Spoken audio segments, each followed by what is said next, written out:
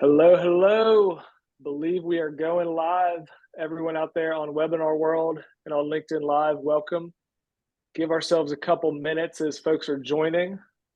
Uh, excited to have this conversation and get some good tactics out there.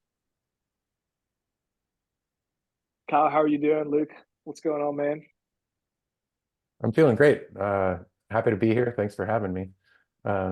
I'd be interested to hear where people are dialing in from. That's always fun for me in the first couple minute or two, just while there's dead air while we're waiting for people to join. I love it. I'd love to get some idea of where people are in from. Manhattan, Montreal, Tennessee, Yeah. Tempe. I'd like to have Tempe weather right now. Colorado, Snowmageddon. Trevor, you getting good snow right now?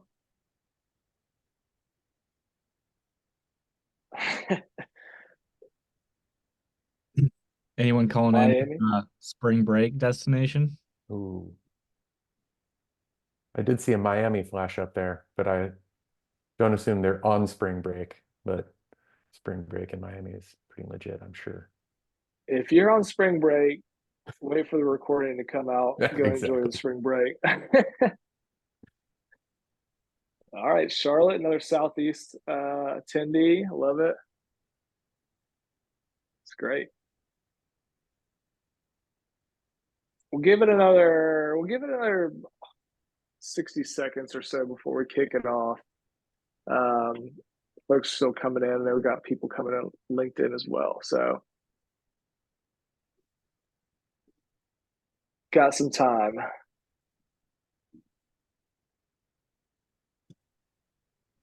Luke, you're in Tennessee. Kyle, you're in the Bay Area, right? So spanning 3 time zones right now. Yeah. That's right. It's great. The weather here is not quite like Tempe weather, but at least it's sunny today. I'll take it. Yeah, in the Southeast, we kind of have just gray season. It doesn't get cold enough to be really winter, and it's not really nice enough to be outside. And we've kind of broken through it. Now I think we're in either, I don't know if we're in fake spring or real spring. Normally there's one more, kind of winter claws its way back in, and this 65-degree, 70-degree days disappear. But in the moment, I always buy into fake spring. All right, I'm gonna kick us off, and I'm sure folks will trickle in a little bit more, but let's get started. See if I got my clicking down. All right. We have made it. I say we because I'm not sure about Kyle, you and Luke, but I think we're probably of the similar generation. We've been talking about this in the ambition world for the last 10 years, but officially per Forrester, buyers aged 25 to 44 now make up 75% of buying decisions or buying teams. The millennials have taken over, also known as Gen Y, I think. And this is really fascinating because millennials have certainly a different experience of buying, researching, decision making with technology, a different experience and different preferences on team dynamic, how they communicate with their teams. I think ultimately over the next, effectively immediately, but over the next few years, it's going to really change how companies buy, how people shop when it comes to B2B buying decisions. And I think this is amazing. So really great to finally be there. I remember vividly, we were talking about this 8 years ago, and finally we've hit the inflection point where millennials have taken the helm. We've got some amazing speakers and experts today. I'll do my own in a second, but first I want to introduce Kyle Parrish. Kyle, give us a little background about yourself. Yeah, thanks. Appreciate it, BT. Thanks for having me here again. I'm the GM and VP of Revenue at Mixmax. I've been here almost 4 years now. Mixmax is a sales engagement solution. I won't give you the pitch. I'll just give you some context on who we are and what we do. We actually have an SMS solution as part of our product because we allow sellers to be more efficient and effective with their time, just taking away some of the mundane responsibilities of being a seller. I'm excited to talk about SMS just because I fully agree with the previous comment that buyers just want to do things differently. That has been coming for 10 years, but it actually changed a lot in the last year and a half, I think. And so SMS and really engaging with your buyers and prospects via a medium that is more personal and intimate, which we'll talk about later, I think is becoming more and more part of a good, solid B2B selling process. Yeah, absolutely. I'm looking forward to digging into it, especially I think you guys probably know more than I do.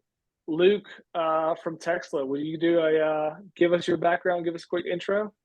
Yeah, absolutely. Well, it's good to be on here again with you, BT, and always a pleasure hanging with you, Kyle.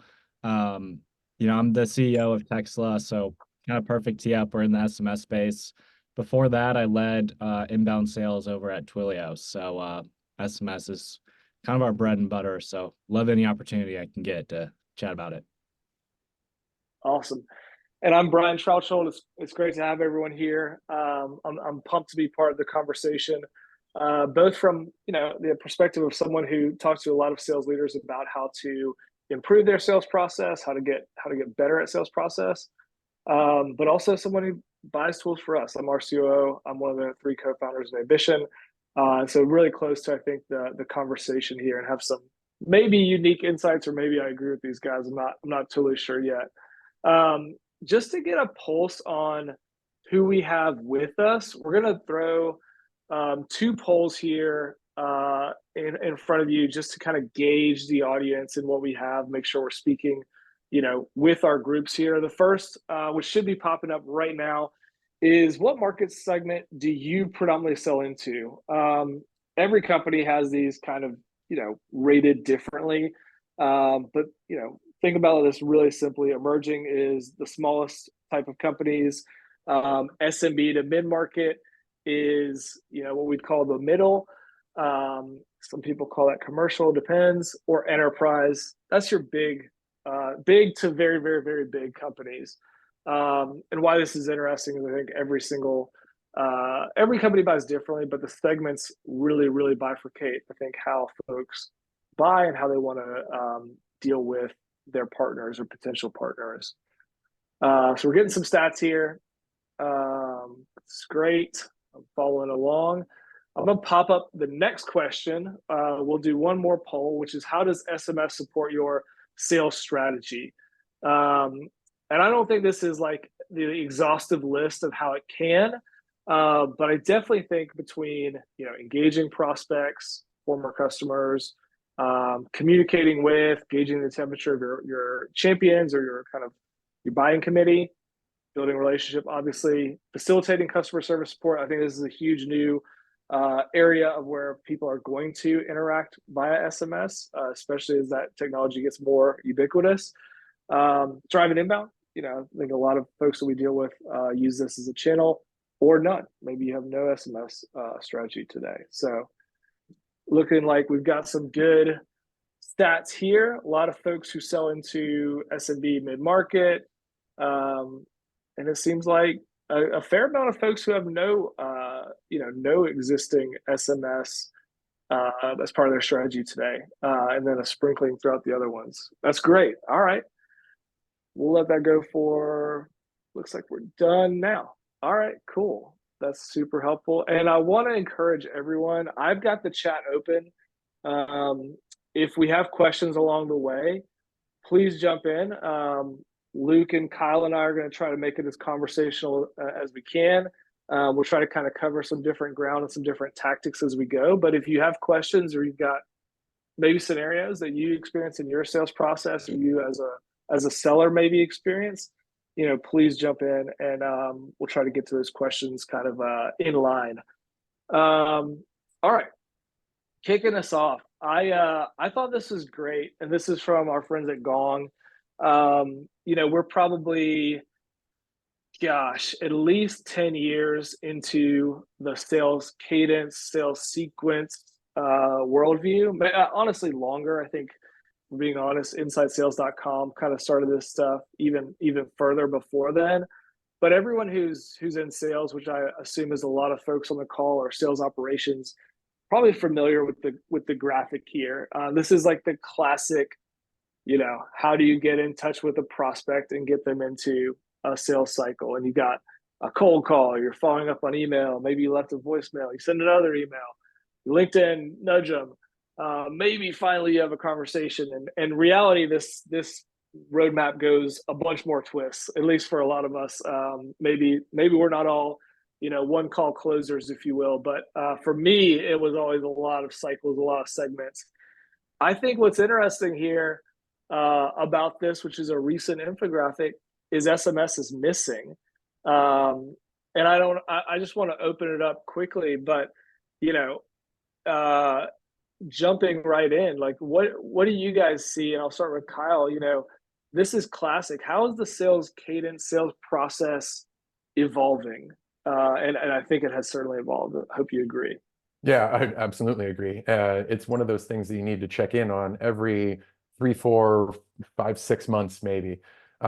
Different prospecting strategies need to evolve and change over time. This is absolutely one of them. And in my opinion, SMS is missing. However, SMS can be misused at this early stage. Really, this is not a sales cadence. This is more like a prospecting cadence. And I would say that SMS does play a role in certain sales cycles. However, to do it very early on might be too risky, because just like I said earlier, it is a more intimate, personal mode of communication. And so you want to be very judicious with how you use it. And I'm happy to go into that later when we talk more about it. But this is absolutely not the blueprint forever of what a prospecting cadence should look like. These things evolve over time. Different companies at different market segments and different products have different strategies here. So this is meant to hit everybody all at once, just like Gong. I love Gong's marketing, by the way. Nothing against them, but there's a reason SMS is not included here. It's because they don't have an SMS product. Why would they sell their customers into the desert? Anyway, my perspective. That's a great point. Luke, what about yourself? I think, Kyle, as you mentioned, this is like the classic view. Luke, what do you think has changed? Yeah, well, I mean, I second what Kyle said. The landscape is certainly evolving, and there's new channels like that are just kind of taking hold. SMS is one of them.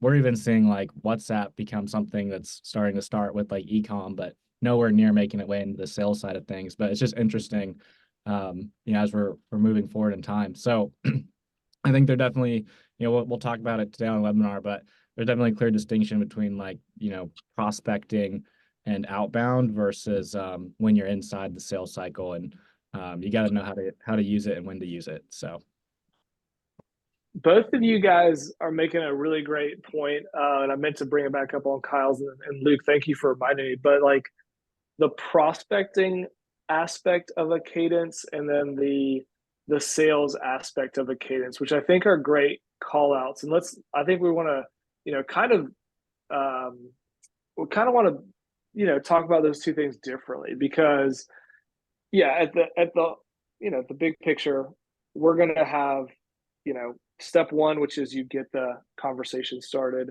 Step two, maybe you're having the value part, and then ultimately the close and the follow-up.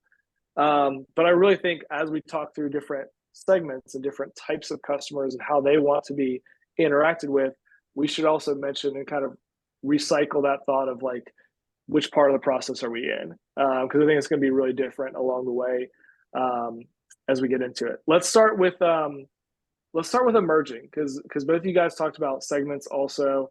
Emerging, smaller companies, different folks have different thresholds or lines on this. But ultimately, I think of, definitely sub 100, maybe sub 50. Oops, went back up. There we go. One too many. Let's talk about the SMS role in engaging buyers and progressing deals in the emerging category. And I'll start with you, Luke.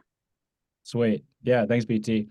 Yeah, so really this is around emerging kind of markets, and it's kind of perfect for us because at Textla it's the majority of our base. But really, I saw I think 46% in the poll are guys not using SMS. So this will be really cool for y'all, because this is something that we do at Textla, and I implemented at Twilio that totally changed our inbound pipeline. And so we can kind of get into it. But kind of the basis of it is, most B2B sellers are told to call or email kind of their hand raisers, or like, people that are form filling. But the question is, like, why aren't we texting them? They've opted in. A lot of times on a form fill, you're asking for their number. They've raised their hand. They want to talk to someone. And so you need to find a way to really impress them and stand out amongst the potentially 5 or 6 other vendors that your prospect might have simultaneously reached out to. And so the easiest way to do that is just sending them a text message. And so, like I mentioned, this was something that we implemented at Twilio. So I led inbound sales for all of North America, and this was part of our playbook. And it drastically changed our inbound pipeline and led to way higher close rates. And so, really what it is, it's about getting in front of your audience as fast as possible. And I think the key thing here is speed. So some of y'all might be familiar. There's been a bunch of studies done by a number of folks, and kind of the gist of it is, for your inbound sales teams, you're 20 times more likely to connect with them and move them through the sales cycle if you connect with them in the first 5 minutes of when they fill out that form. And so the other way to think about that is, your conversion rate drops by 80% if you take longer than 5 minutes to reach out to these folks. And we see that becoming more and more so as, like, people are wanting instant gratification, and honestly, attention spans are just kind of dropping. And so I think the important thing to kind of hone on there is connecting, or like contact with them. A lot of these studies didn't say, it's the first 5 minutes you actually send that email or you make that call. It's actually getting another set of eyeballs on the other side of the table looking at that message. And so what was happening was, when we were at Twilio, we had strong, strict SLA times where, like, outreach was going out. We had those emails going out within that 5-minute time period. But the reality is we weren't actually connecting with the buyer in that 5-minute period, because they may have gotten buried in their inbox, or, they're busy, on a meeting or something. And it could be hours before they kind of look at that response. And so what we found was SMS has a open rate of 90 to 95% in the first 3 minutes that a text message is delivered. So that means dramatically your time, that is left as an opportunity for them not to read your message is drastically reduced. And so simple fact is, SMS is the fastest way to reach someone who is just inbounded to your company. And so that's what we did. It was working very, but yeah, go ahead. Well, I mean, that's super interesting because, as the first touch, I always think of just call them. And I think anyone in here and who's ever worked with inbound sales or demand gen teams, like, what you find is, like, you're always shocked about how many people fill out a form, request pricing, or set up a demo, or whatever the thing is. And you call, yeah, Kyle's laughing. Like, I know, what I'm about to say. Like, you call them immediately, and it's like no answer, or like, they just blow you off, and it's like, why'd you fill out the form? Like, why'd you push the button for request demo? I mean, what's your experience, Kyle? It feels like you have the same thing.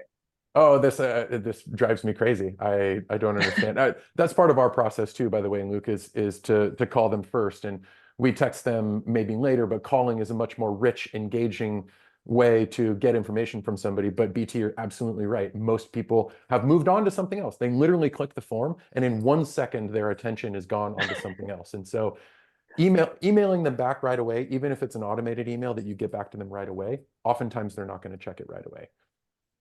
When I was hearing you talk, Luke, I was thinking it shows effort. It shows that you actually really do want to get in touch with them. That's why a phone call, right? That shows ultimate effort. But a lot of people don't want to pick up the phone, right? We just showed a statistic at the front end of the webinar. 44% of buyers are in that millennial category. I'm at the upper end of that category, of course, but I don't want to pick up my phone either. Even if I leave my phone number, I don't necessarily want to pick up the phone and have a 10-minute conversation. I might be in the middle of something else. And so that text message shows me that you care, that you want to get in touch with me, and gives me an easy way to respond. And I don't know, I don't know if it's sad or good, the statistic that Luke shared, that 90 to 95% open within the first 3 minutes. That means that we're addicted and tied to our phones.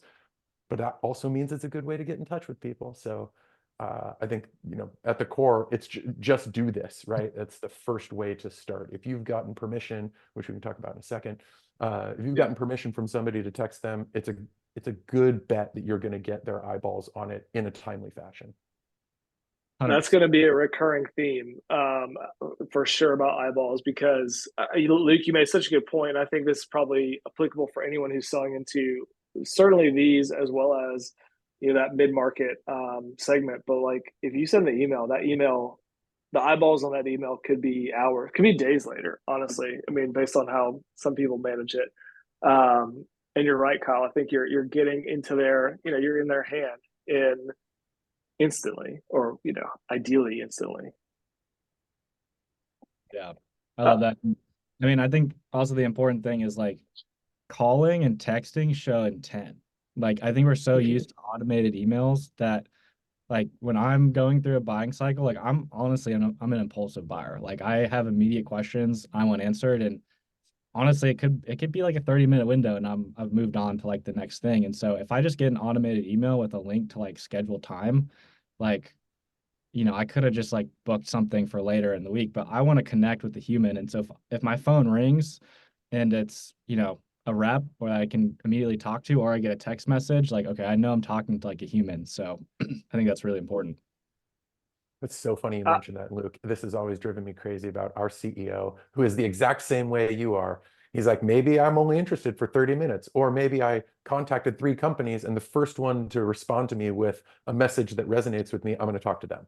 And I'm like, you I have think such that's a short real, attention span for this sort of thing. It just drives me crazy that other people do too. So Kyle. I think that's super real. And the last part, and this is going to be probably applicable to any segment, but I just want to highlight both of you, basically saying the thing that I believe strongly in, which is like, the speed at which you start a conversation is not enough to just recognize, or be aware that they've put in a contact us form or a demo or whatever, request more information. To have the conversation, which I definitely feel like is a more text. I still think conversation's best, but I think text is, for a lot of folks, probably maybe more better, or just as good, where like they're happy to start exchanging things that maybe someone would ask in a discovery call. They're happy to share that on text, no problem. yeah, Sometimes. like I said, I will admit I'm at the upper end of that millennial age group, but I haven't picked up a phone call from a number that I don't recognize unless I'm very specifically expecting a call in maybe 10 years, right? Totally. I want to know who it is who's on the other end of the line before I pick it up. And so a It, text as a precursor, if you've gotten permission, of course, again, we'll talk about this a little later, but if you've gotten permission to text them, then it shows effort, and it indicates who you are, and then that can drive the conversation that you really want. all of us salespeople, we're just animals. We know it's a seller on the other end. We're like, I'm not doing it right now. Yeah, in some ways, salespeople are the worst people to sell to, and in Yeah, some ways, they're the best people to sell to. that's a whole other webinar I'd love to do Yeah. sometime. We'll wrap up. We'll kind of put a pin in emerging here, if I can find my mouse. And I'll kick these to you as far as emerging market. Luke, just going through like the goal, how to optimize, and what you think that business impact is. I think you kind of spoke through these, but I think the takeaways, let's do it real rapid fire. Yeah, quick takeaways. Attention spans are only getting shorter, right? People are conditioned. Think about Amazon. They literally have one-click shopping now. Like going through the simple checkout process is too much for folks now. So instant gratification is big. And texting is the way to fulfill that. There's no better way than getting right in front of the buyer. Shows level of immediacy and urgency as you as a seller. And like you're not going to bore them with long emails, and you shouldn't bore them with the long text. Should be right to the point. And so biggest thing is just being a human on the other end of the line. And to me, text is the best way to do that. So the takeaway here is, if you're not texting your form fills, you're literally missing out on what I believe is one of the best channels for connecting with the modern buyer. That's great. I like it. I think you're right. I'm interested to trial that in Ambition. All right, let's move up the segments a little bit, or in terms of the size of the company, complexity of the company, a little bit more structure, a little bit more internal process. Kyle, I think this is more of your target ICP at Mixmax. I think pretty wide range, but that middle tier. Talk about the rules of the road for using text with these companies as a part of your process, and how they think about it as well. Yeah, I think the comment that we've got here up on the screen says a lot. This is business to business buying, and I would contend that SMS, cold SMS, is not yet ubiquitous. And don't try to do it, because you can ruin a relationship before it starts by being too personal with somebody before you create that relationship. And SMS, texting, being on that level of communication with somebody is a more intimate level of rapport. And so I think there's a big difference between prospecting cadence and sales cadence. Prospecting is trying to get their attention. Sales cadence is once you've engaged with them, you want to do everything that you possibly can in that sales cycle to develop a deeper and deeper and deeper relationship. And I'm sorry, BT, I'm going to steal some stuff from your segment on enterprise, because I think there's a lot of similarities and parallels between just B2B sales processes, which is you can ruin a relationship too early, but you definitely want to develop that relationship quicker. And if you use a sales process like MedPick, which I know you guys use at Ambition, we use a modified version of it because it's smaller, maybe a little faster deals. But a big thing that we go after, one of the most important aspects, is champion building, right? Is to develop somebody into a champion. And one way to do that is to have that next level, deeper relationship with them when you're texting back and forth. And there's automated ways to do this, but there's no substitution for a good old-fashioned personal text message. Luke just said it. Act and sound like a human, right? Don't sound like this is an automated text copied and pasted to 2,000 other people at the exact same time, right? You want to develop that relationship, and that's key in being able to understand where you are in that sales process all the way through, right? It's something that you want to do as early as is reasonable and all the way through to the very end of the sales process. Kyle, how do you get that? You're going from the prospecting stage into sales stage. You're using your modified MedPick. Um, we've already said this a couple times, but like, how do you get the permission, for lack of a better word, like the familiarity, and like you make the leap from, okay, you're like someone I've been reaching out to, prospecting, whatever. Like, how would you tell sellers who are on this call, like, here's some tactics to get to that like deepening relationship stage? Yeah, this is funny. I always tell our sellers, you should just ask. Maybe this is me getting a little older and more comfortable in being a seller and talking to people like humans. Like, I'm not intimidated to talk to a CEO of another company, because that's just another person on the other end of the line, right? And to treat them Right. like a human, ask their permission. Tell them why you want to use it. Tell them that you promise not to spam them, and that you promise to use it for reasonable purposes. But asking permission, I think, is just an easy thing to do once you've developed some sort of rapport and relationship with them, right? If it's a discovery call, that at the end of the discovery call, you decide that it's not worth doing a demo because they're not a qualified prospect, or they're looking for something else that doesn't fit with your product or solution, don't text them, don't follow up, don't try to develop a further relationship if it's not going to go anywhere. But if you're going to continue in the sales process, you should absolutely try to develop that deeper relationship. And there's no better way to develop and ask for a champion than to ask them if they would be your champion. And the same thing applies to SMS. If you want to text them, ask them, is it cool if I send you a text message? That's the easiest way for me to communicate. And it oftentimes is the easiest way for my prospects to communicate. What do you think? And they're welcome to say, no, I prefer to keep it email. Okay, great. No problem. At least you know, and now you're not going to bother them and be too personal too quickly. Yeah, it's a great point. I like the asking thing. I don't want to like totally disagree. I think they're like, I think Please there are do ways though. to be. Yeah, Yeah, I go mean, for I it. think there's ways to be cool about it, I guess, is like where I'm going with that. Because and look, I put myself in the shoes of, or 25-year-old version of me, which is a long time ago. Um, if I heard that advice, I might be a little bit robotic about it.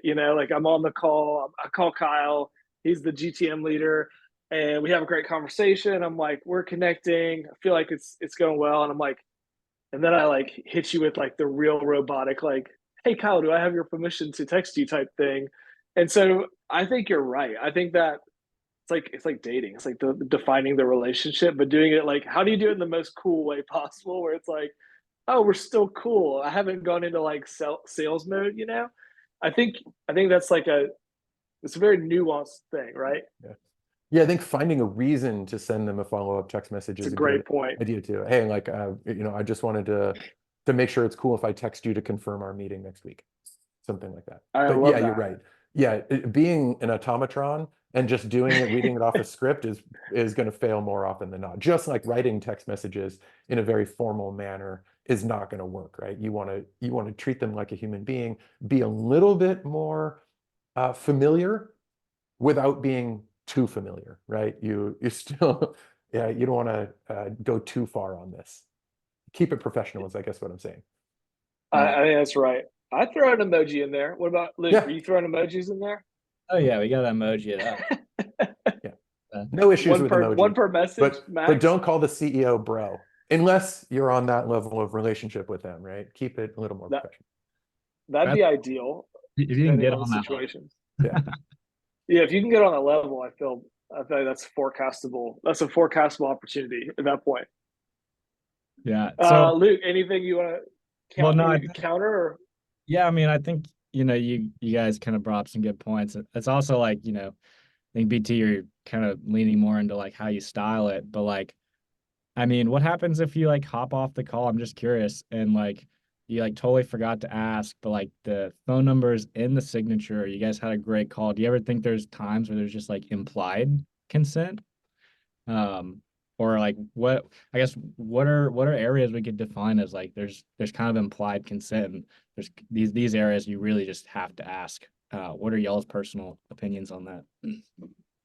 I'll speak really quickly because Kyle brought up a great one. But I think, Kyle, what you said about like the follow up on a scheduled call, like, are we still good for our meeting at 11 or whatever? Which is, you're making a leap, but you're keeping it very tied to the business relationship. Ideally, you're doing it in a way that's like hyper professional. Um, I don't have any issue with that as a buyer. Does that like, and I'll probably reply. Is certainly going to get my eyeballs.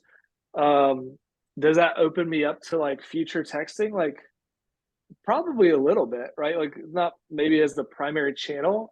That's maybe my asterisk on all of this is like I don't think it's the primary sales channel going forward. But I thought that was a great point. Kyle, you got any other tips on that? Like how to get to that level? I think that's exactly right. Is my suggestion on meeting confirmation is super low risk, right? No one's going to be Yeah. offended necessarily if you just want to confirm the meeting that you've already agreed to. And so I think there are lower risk ways to start that relationship, even without asking, right? I think about asking as I feel like we're here. Can I text you type of thing, right? Like I feel like it's cool. Again, it's a judgment call. If the person on the other end is very stiff and very formal, then maybe you don't even want to ask, and maybe you don't even want to try, but until later. But again, as with all things, there's a little bit of judgment that goes into it for sure. Hopefully, and once again, I'll use myself as the example, but 25-year-old Brian, less good at reading the room. I hope a little bit older Brian, a little bit better at reading the room. But you've got to read the room, whether it's in those, your demo or your Zoom with the prospect. And to your point, Kyle, get get a feel for how they want to be communicated with, and then mirror that. All right, we've got a question, which is great. What other content types in SMS? This is direct to Luke, but Kyle, I'll kick it to both you guys. Luke first. Any ideas on the visuals? I'm assuming this could be like GIFs, images, anything like outside of just the emojis when there's an emoji included in the question. Yeah, I mean, first thought was gifts if you're in a sales cycle, and if you're doing marketing, it can be kind of more MMS, like picture led. But yeah, I mean, good example of this honestly is we were in negotiations with uh 5 different vendors, and one of them we were on a super strong text basis with. We probably only went back on email like twice, had one call, and literally the rest of it was just we just pick up the phone, call them any time of day, and we would just have a really great text relationship. And it got to the point where like we were going back and forth with some like hilarious gifts, like trying to soften like the negotiations. And it worked so well. I mean, we pulled the best pricing and had the best relationship with that team. And yeah, I think emojis kind of lighten it up, but like if you get really comfortable and you want to throw some comedy in there or be strategic, like you can throw a GIF or two when you're deeper in that relationship. But curious how you've seen that used, Kyle. I couldn't agree more. I love it. There's a part of Mixmax as part of the product that we built that's purely based on engagement. And so we use a lot of GIFs and polls and surveys and things that are easy for a customer to interact with or a prospect to interact with that go beyond just, the text written there. And I think if you can get yourself to a place where you're trading back and forth fun GIFs or MMS or things like that, that's a great place to be. And it shows that they're interested in that as well. So, if you can break that barrier and somehow figure out that that's okay, I would say absolutely do it. To that point about different, the comedic side, taking the heat off of a deal or the negotiation. I text, like, we don't print anything, right? I'm sure you guys don't print anything either, but like, every contract is going through DocuSign or HelloSign or whatever.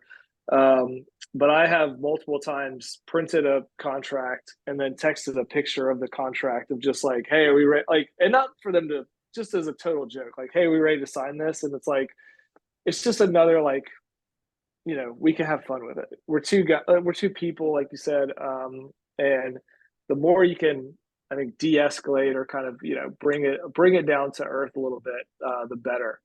Kyle, let you kind of give us the the breakdown here from the strategic side. I think we did a great job hitting these, but strategic goal, how do we optimize process, and ultimately what's the impact? In the mid market in your world, how have you seen it?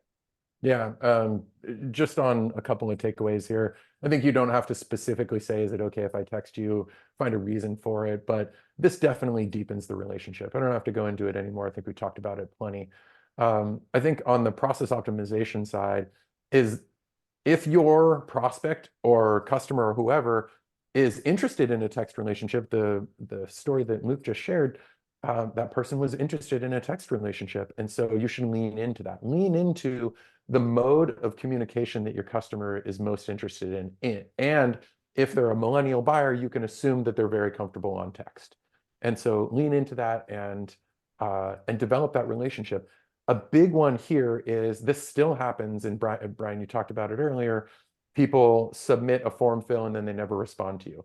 People will go through a demo and then never respond to you. People will take Yeah. your time, which is your most precious resource. This is me getting on my soapbox. Be careful here. People take your time, which is your most precious resource as a salesperson, use it, and then never respond to you why they're not continuing the conversation, right? So if you can get to a texting level conversation with people, chances are they're not going to ghost you. They're going to give you some response. And then where this should help quite a bit is deal velocity. You can, like with a deepening relationship, you should be able to move the deal along without having to wait for an email to come back for scheduling or something like that. And then always quota attainment, right? Having better, deeper understanding of your opportunities and where your champion may sit because you've got a deeper relationship with them, I think will help you close more deals and forecast more accurately.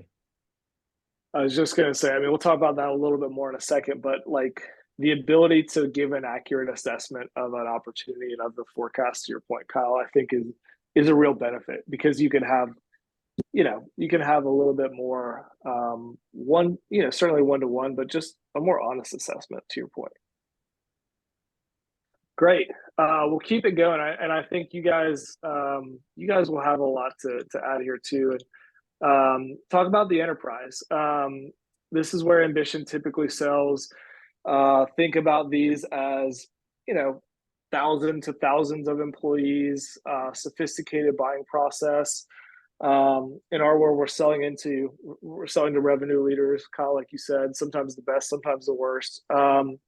And what we see in the enterprise is you've got, whether you're selling a big ticket item or even sometimes a small ticket item, oftentimes you've got buying by committee. You have people who, and when I say that, a lot of it's built into the process. It's built to de-risk purchasing for the enterprise. So you've got multiple stakeholders regarding anything.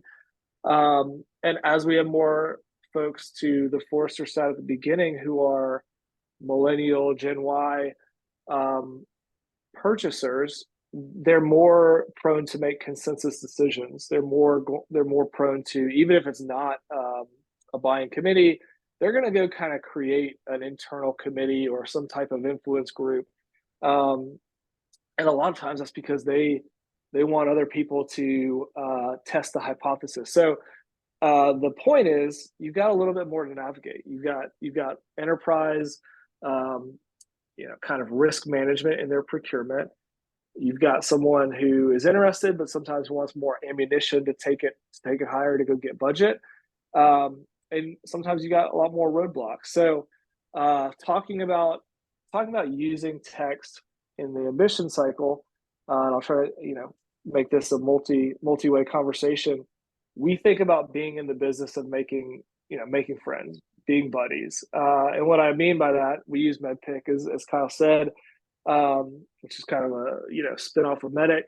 But when we find a champion, it may not be the first person who reached out, maybe in the process of doing some discovery, doing the demo, doing more learning about their business, we find someone who really is in. We're trying to find out, how do we become friends with that person? Because if there's a meeting where we're going through a demo or a pricing quote, and there's 10, 15, 22 people, which is not uncommon at all on this, enterprise buying committee, you got to find the one person who is on the other side of the Zoom who you can get with later on and figure out, like, hey, what's going on in there? How'd that go? And so early in the process, echoing both of these guys, it's who can we get on text? Who can we say at the end of a call, hey, I might have something to run by you later. Can I just shoot you a text? Kind of normalize the relationship a little bit, bring it down from like a truly professional level, an email.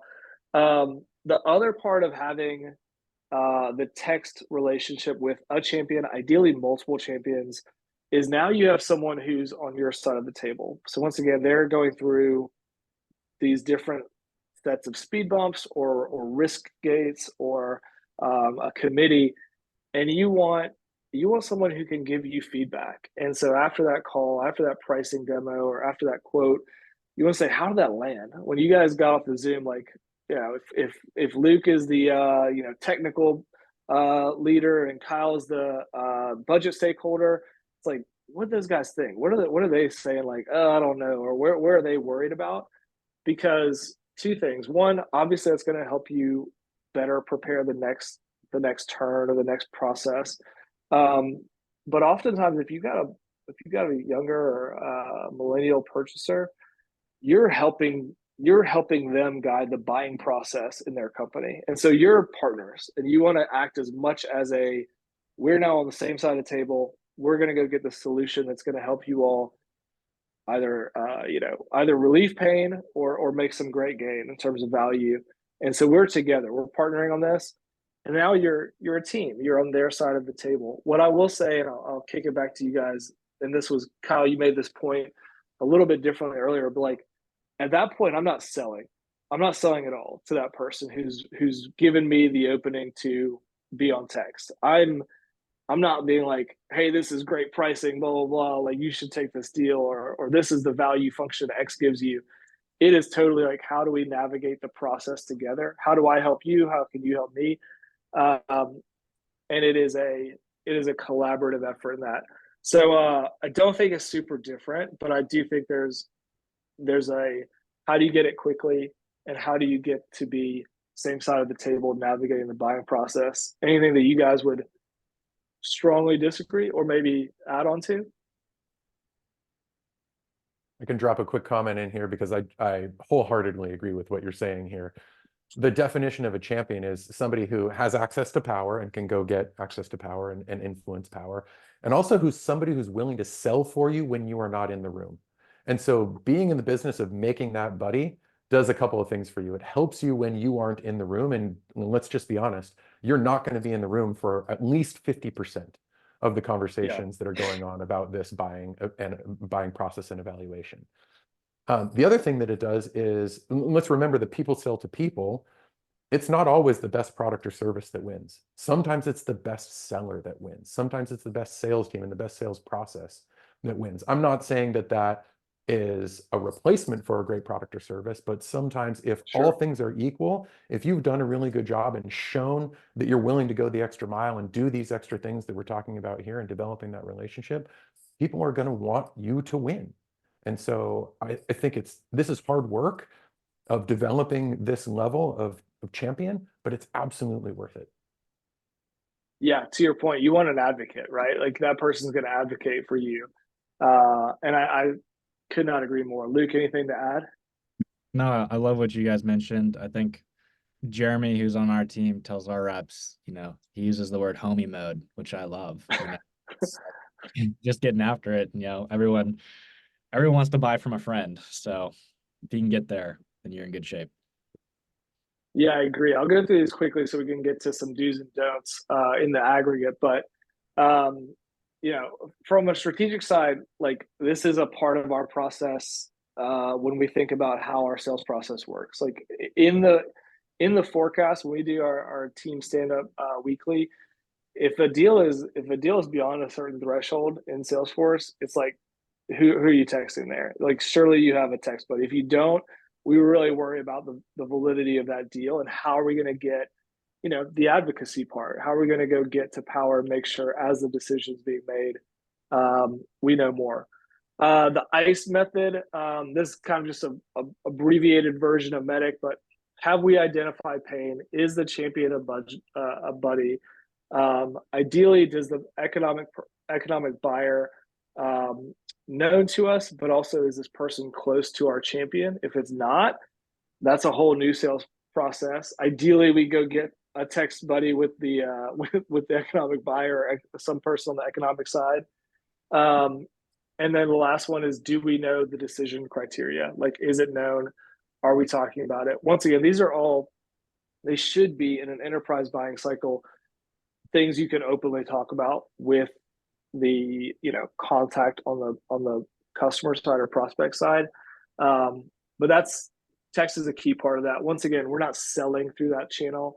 We're just gathering information, hopefully getting more understanding of what matters to the prospect. And so I think, to your point, Kyle, huge improvement on win rates if you have this. You won't be surprised. I can't tell you how many stories, young version of us, myself specifically, you have a great conversation, you send the email afterward, you throw it over the pond, and you're like, I know we're gonna be the one, and you're not in it all. Like you're just throwing the quote after having a great demo where everyone was nodding on the screen share, and like you don't know anything. So that you don't have those surprise deals. You improve your win rates. Back to your point earlier, you have a much more confident forecast. All right, I'm going to get this back to you guys. So we've got do's and don'ts, and we kind of have the the B2B to C version, and we've got the B2B version. Luke, I'm going to say B2B to C. What do you have as a do's or maybe a handful of don'ts that people can take away? Yeah, I think have a reason you're wanting to text, have an outcome you're trying to drive. I think that's important for all kind of messaging, but honestly, a lot of reps don't even do that. And then I think, the next thing is just keep it short and sweet. Less is more. Um, on emails, I try not to go more than 3 lines if I'm, coming in cold with the prospect or, trying to get them onto a demo. And so I'd say, same thing for text, just keep it short, casual, but, business and go from there. Great. No, just hey afterward. Hey, how's it going? A little bit more, but still brief. Kyle, B2B sense, do's and don'ts that you want to make sure people are aware of. Yeah. The simple one on the do's is just start doing this. Make this part of your process. Do it at the right stage, but make this part of your process. Just, you can stand out by doing this well, and that deepening of the relationship is so valuable, especially in selling virtually these days. Not many people are going into offices to sell. The days of taking customers out to lunch after the meeting's over are done, right? You need a way to ingratiate yourself and get yourself that deeper level of relationship. So just start doing this, but do it right. And that will lead me to my don't, which is don't do this cold. Don't think that SMS is the way to start mass communicating with your prospect base, right? There is a space and a time and a reason to do that, but it's generally not in B2B sales. And so if you want to start the relationship off right, have some engagement before you start texting. That's great. I would add, using it as a formal selling channel. Once again, not what I would do. It is a connection channel. It's a strengthening relationship channel. Good question in the chat. In what ways strategically could CS use SMS, use texting on the post sale side to keep the relationship alive? Any recommendations? I'll kick this to Luke, Kyle, and then I'll add something as well. Luke, what do you think about CS and using SMS? Yeah, I think one of the best ways that we try and use it is like it's really cool to know your buyer or know your customer at that point, what they're interested in, what their goals are, and then tie it into that. So like if there's a new feature that's launching and they've expressed interest in it, just like a personal text of, hey, we got this upcoming feature. No, it's top of mind for you guys. We're rolling it out X. Or maybe it's insights on their account that they really care about. I think that's always a great way to kind of connect with the customer, post sales, and just keep the relationship fresh. That's interesting. That's almost like an ongoing marketing channel in that case. Yeah. Kyle, what about yourself? I love what Luke just said. I think there are a bunch of other applications for it as well. And actually, on the post-sale side, it tends to be easier because you have this relationship. You are partners now, your customer vendor relationship. And so it's almost like you have automatic permission to text them when it's relevant, right? Don't text them, hey, what are you doing right now? Text them with some purpose, right? We have an upcoming release, or I want to chat with you about your feature usage. I have some ideas, right? Don't just put it out there and make it scary. Like, I want to talk with you about this. Like, I have some ideas, help them out, be of value in that process. And in general, I think, customer success, they want to talk to you because you have ideas about how they can be doing better with their investment in your company. So Right. making it easy to communicate with you, giving them that option to text you, I think that's huge. And one other recommendation that I'll make here is, if you expect them to be prompt in their response to you via SMS, you need to be that way back to them. And so if it's not an immediate thing, say, hey, this isn't immediate, or something to that effect. Treat them how you would like to be treated, but be responsive to them as well. I think it's a great point on the speed and being able to send stuff back to email almost. It's like, hey, I'll follow up with you on an email on this. Kind of kick it back if it's not the right channel. the last thing I'll say about the CS kind of post sales aspect, and we've talked a lot about like deepening the relationship, engaging, a buyer or part of the buyer committee. Kyle said this as well. Like you've now partnered together. Like you've gone through this whole, however long the process was, however complicated it was. If you have a post sales function, a CS person, maybe it's a account management process, whatever happens next. I think it's great to make that a text intro to your champion. Like whoever that person is, like you want the relationship to sustain. And if they're going to be, a core owner of the project or of the solution going forward, I think it's great to say, hey, I just wanted to, we're going to connect on email, we're going to do these onboarding calls, but I just wanted to connect you via text to, Mary, who's our, CSM for your account, just as like a cool, like, it's like your neighbor now. You're like, oh yeah, we're going to see each other around. And so I think that's another way you could do it. Doesn't mean you have to be like completely hands off forever, but now you've made a additional connection that they can rely on, and they have a stronger relationship than just a formal email with someone. Well, this has been great, guys. You all know a lot more about it than me, but thank you so much for sharing SMS, how it can affect our prospecting cadence, also our sales cadence, our relationship. I think we'll wrap it here, but anything else from you, Luke? Anything else from you, Kyle? This has been great. Awesome. Agreed. This has been a lot of fun. Appreciate you having me. Thank you so much for spending time with us, everyone on LinkedIn, everyone on the webinar. Kyle, where can folks find you? Easiest way is mixmax.com. You're welcome to find me personally on LinkedIn. Be careful because there are two Kyle Parishes with the exact same job responsibility who live in the Bay Area. He's much more handsome than me, so it'll be very clear when you get onto my page. But the other Kyle Parish works for Figma. I've got some great stories about misrepresenting each I other. bet that happens all the time. That's Confusion. crazy. Yeah. Luke, how should people get in touch with you? Check us out at Textla.com if you guys are looking for an easy way to automate some of this stuff. We got some really cool tools. And you can also find me on LinkedIn. So feel free to chat at any time. Great. And I'm Brian. You can find me at ambition.com or LinkedIn. You got to spell my last name right, but I'm the only one. So everyone have a great afternoon. Appreciate you calling in. And thank you very much. Thanks, See you guys. everyone. All right. See you guys.